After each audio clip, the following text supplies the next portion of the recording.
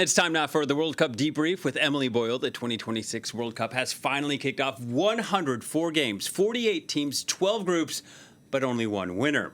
You will be here every day, Emily, to talk us through the latest. Yeah, it's the start of a great, big, huge football marathon for the next 6 weeks. And with me here to discuss it all is Tando Sevilla. Hello, Tando. Hey. Good to see you again. How are you feeling about this World Cup? I don't know. It's not a great start for South African. So I have to say we didn't take yesterday very well. But I mean, if you look at how things were set up from the formation that Hugo Broos chose, we were all surprised to go for 5 defenders in an opener for a World Cup. It shows a little bit of lack of confidence in the offense that you have. And so it was evident in the result that we weren't as strong as perhaps intended. And I think it looked a little bit lackluster and unprepared from the South African side. But I do think because Hugo Broos does have a good rotation of his squad, so I think that this is only the beginning. I think that later on in the tournament, and I say later on, we only have 3 games, unless we're going for one of the teams who are the 8 best third place teams. Maybe that's his objective of sneaking into the round of 32. So we're yet to see. I'm not very happy, but there's so much more. The adverts, the refereeing decisions, and so on. We'll get to all of those. But as a reminder for those who maybe weren't able to follow the match, Mexico took the lead early on in the 9th minute after Julian Quinones capitalised on a defensive mistake to obviously start the celebrations off for the hosts. And then the second half took a turn because the referee handed out not 1, not 2, but 3 red cards, a record for an opening game of a World Cup. And to put it in perspective, only 4 red cards were handed out in total during the 2022 World Cup in Qatar. Then we have Raul Jimenez, who scored Mexico's second goal to make it 2-0, and in the end South Africa finished the game with 9 men, and Mexico went home with 3 points on the board in front of 80,000 adoring fans. This is what it means to them. Take a listen. It's a dream come true. I didn't have the chance to attend the World Cup 40 years ago. Today I'm here. I've brought my son and my friends. We arrived last night because we believe this is an unforgettable, once-in-a-lifetime experience. It was something we had to live through, and what better way to experience it than with family? This is something you experience once in a lifetime, or maybe twice. A World Cup opening ceremony. It's absolutely wonderful. Well, Tando, you briefly mentioned that you're a Bafana fan, of course. What do you put those red cards down to? Was it nerves? Was it just lack of physicality or too much physicality? It's actually the dog soul rule, which is denying an obvious goal-scoring opportunity. And that's one thing that has come out as a disciplinarian stance from the side of FIFA coming into this one, with also the refereeing. So I do think that officiating is going to be a lot more strict than we have seen in the previous editions of the World Cup. There's been a couple of mire of rule changes coming into this World Cup. So what the Dogso rule is, it applies when a defender commits an offence that stops or prevents an attacker from having a clear chance to score. And so we saw it in that second red card that was dished out to Tembazwane, who looked gobsmacked when he received it. And I think everyone was, because in a regular game, perhaps in the Premier League, perhaps in the South African League, Ligue 1, what he did, which was kind of looked like a slap onto the player's head in a duel when they were going up into Mexico's offense. When we look at the Doxo rule, it applies because he used that pressure onto his head to kind of obstruct him from going forward to attack for scoring a goal. So it applies. It's very harsh, though, especially considering the football we watch outside of these World Cup rules. And so I think for the consumer, the spectator, and even for the respective sides, it comes as a shock. But I do think that it's something that we're going to have to adjust to, is that this World Cup is going to be heavily strict, and it's going to change the quality and style of the game. Yeah, and it adds a lot of drama to these matches. Yeah. The other game last night between South Korea and Czech Republic, less eventful, particularly in the second half. Yeah, I mean, the game started at 4 a.m. Paris time, and I think most people were asleep by halftime, despite the fact that they were trying to watch the game or not. I think most of Paris was asleep. But it got slightly more exciting in the second half. 8 attempts on goal for South Korea, including 5 from its captain, Song Hyung-min. But nothing seemed to work for them. Halftime offered a reset, and we got a more interesting second half. Firstly, with a Czech Republic goal off a long throw-in, and it was then time for the South Korean comeback. Hwang In-bom found the equaliser in the 67th, and Hyung Hae-gyu secured the 3 points for Korea around 10 minutes to go from the clock, as you can see on that graphic there. Now, Tando, although Korea largely dominated, they seem to have some issues with finishing. I do think that that's going to be a challenge for a lot of the sides that lack that technical edge. It's the finishing. We saw it last night with South Africa as well. Very beautiful strikes, a lot of great shots. But when it comes to the finalizing of the shots, that's where they can be a little bit lackluster. Maybe it can be also jitters. I think that's something we have to heavily take into consideration, that you're coming into a World Cup, which is the greatest tournament on the calendar. And so I do think that for the first game, for a lot of the teams, we're going to see some uncharacteristic or some odd behavior, unless it is a side that has big match temperament. So when you're looking at your sides like potentially the Paraguay, when we go forward to the USA-Paraguay game, of the two sides, actually both, I think, you will see a little bit of reluctance, hesitance, when you look at the smaller sides coming into such large opening fixtures. And then as we advance into the tournament, I do think that they start warming up, because I do think the psychological component of the game is something that we overlook. And we saw it in yesterday's game. Bafana looked like uncertain, unconfident. Again, you're playing the opening game against the hosts and 80,000 spectators, as you mentioned. The Azteca Stadium has like a capacity of 83,000.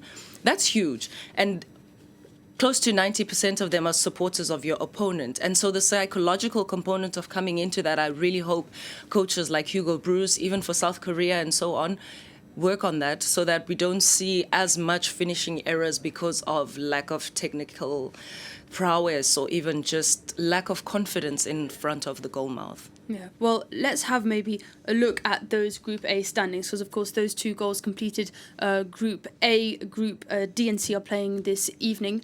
So let's have a look at those standings. As you can see there, Mexico sitting on top thanks to goal difference. Of course, they were winning 2-0, where South Korea won 2-1.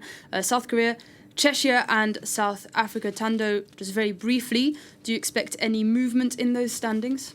Yes, I do think that things might change.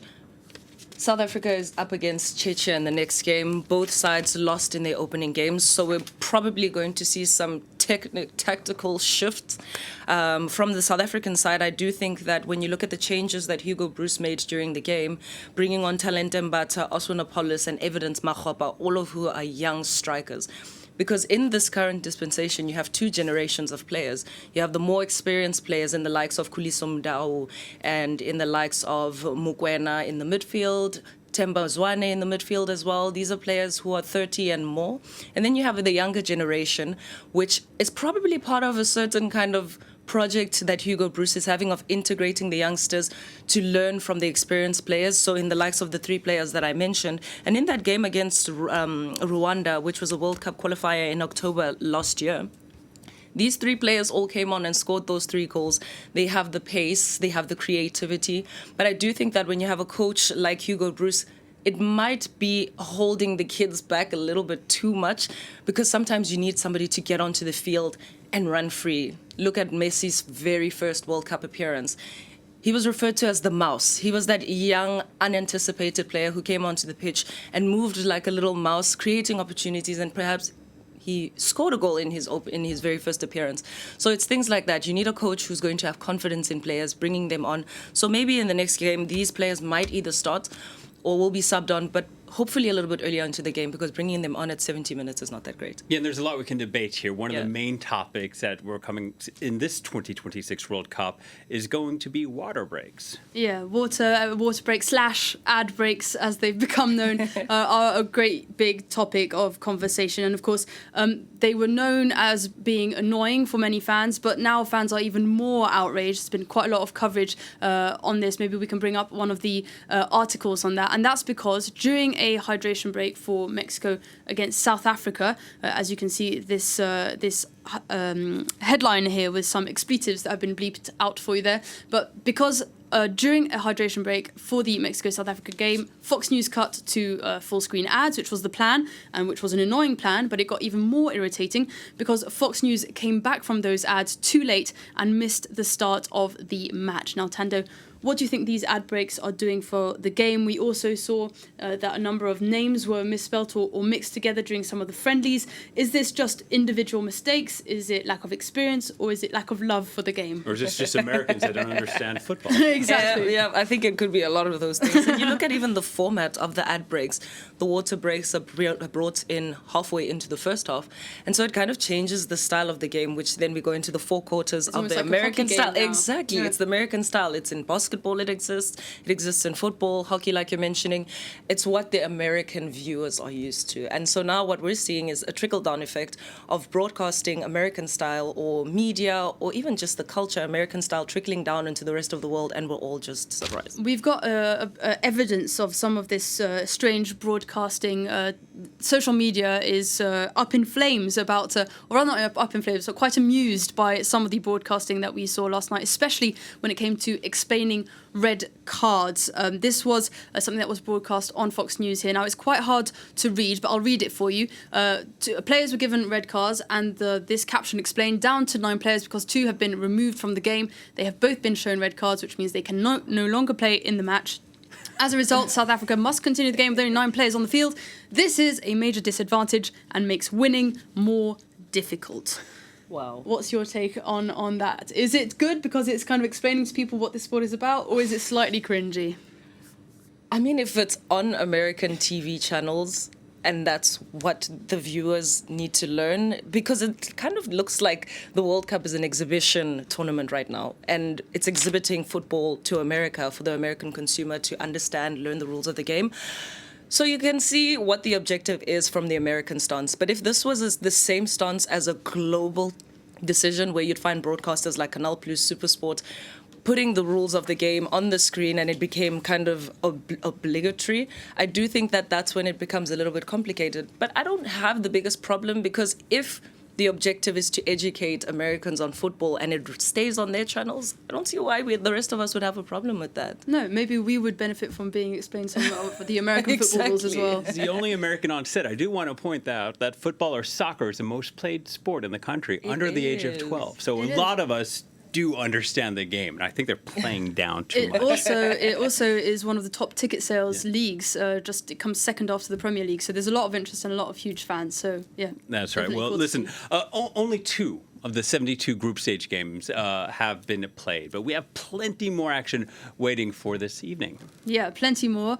We've got loads more kickoffs, of course, in the next 6 weeks. But let's look at the ones waiting for us tonight, especially Paris time. Both Canada and the US will be joining in on the fun with their opening games. Canada will kick things off for Group B with their first games against Bosnia-Herzegovina. The Canucks hoping to take home their first ever World Cup win in front of their home fans in Toronto. And at 3 a.m. Paris time, Team USA will face off with Paraguay in the Los Angeles Stadium. Now, the last time the US and Paraguay played against each other was during a friendly in November 2025. That ended in a 2-1 win for the US and a general brawl at the end of the game. So quite a tense fixture, obviously big rivals. What are your expectations for this evening? I think a lot of pressure for the American side.